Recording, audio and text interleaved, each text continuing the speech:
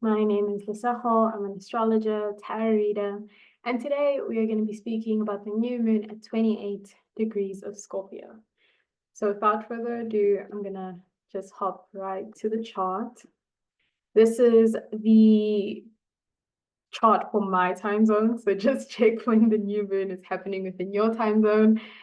And we're going to start, obviously, it's a new moon at 28 degrees of Scorpio, there at the top. So during the time of this new moon, which is happening on the 20th of November, in case I haven't said it already, we are starting something that gives us a sense of power. We want to transform our lives. We want to kind of like bring something new or transform something that was old into something new. And we really feel like we have basically the juice for it, the energy for it.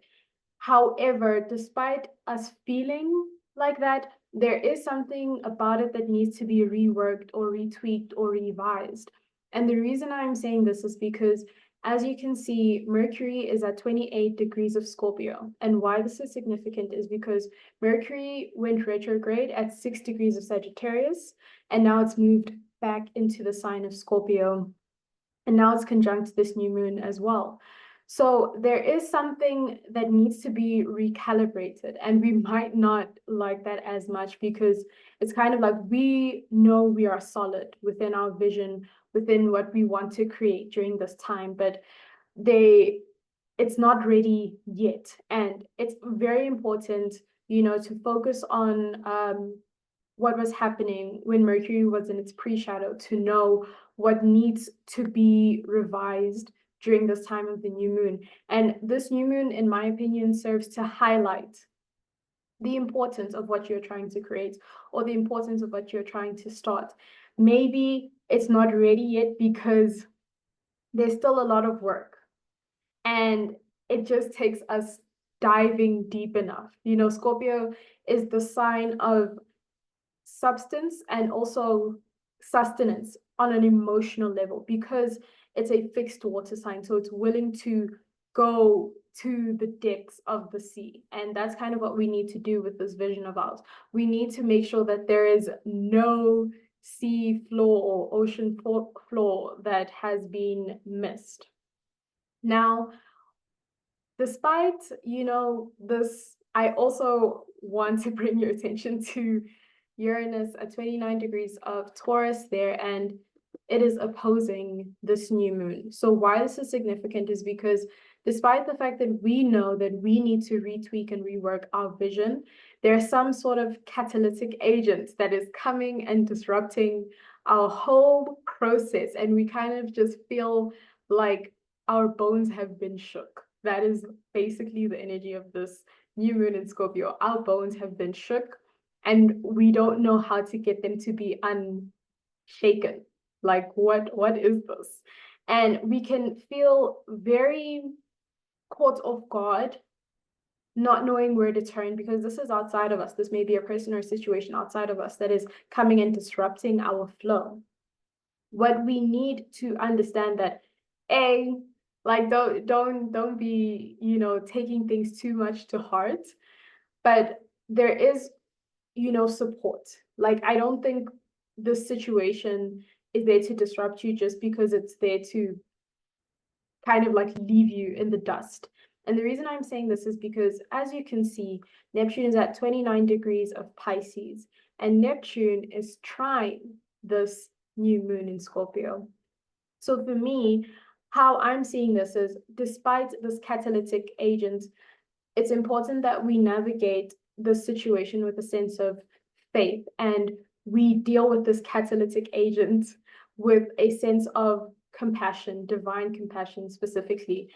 And don't become a martyr to the chaos. If there's anything you can take from my new moon ramble, it's don't become a martyr to the chaos.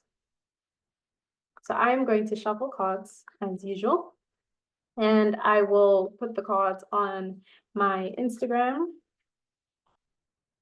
So what do we need to know during this new moon in Scorpio? Okay.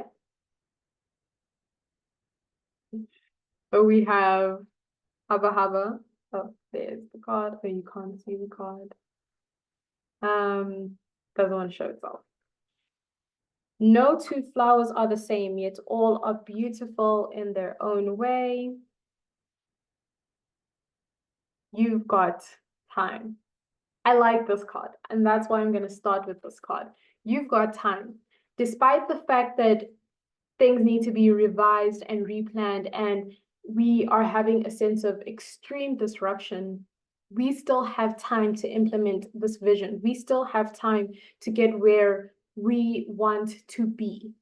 And I think, when I'm kind of like thinking of a vase that's been shattered, and now we have to put it together. That's kind of how we'll probably feel during this new moon, like a vase that needs to be put together. And now that the vase has been broken, you can see all its cracks, but it's still a vase. It's just not the same vase. And it's important that we kind of fall in love with this.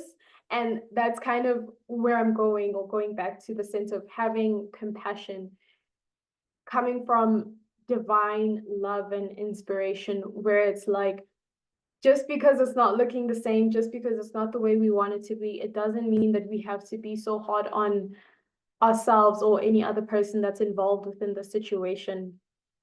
This is life, such is life, that we are not always going to get things the way we want it, and it's not always going to look right in our eyes, but it doesn't make it any less important or any less valid. And that is the new moon message. And I hope that it resonates. Let me know down in the comments how disruptive this new moon is for you. Oh, and before I forget, pay attention to where this new moon is happening. If you have any personal planets or points, and that's why I'm laughing, because I'm like, I have an idea of how this new moon is going to be manifesting, and so I'm laughing because I'm trying to come from a sense of being optimistic and excited about it, instead of trying to think that this new moon is going to ruin my life. Like, it is what it is. We have new moons and full moons all day, every day. And if you kind of become a martyr to the chaos, then you aren't able to really like fully learn and grasp the lesson within the moment. So with that being said, now I will stop the recording, but thank you for being here and have a great day further.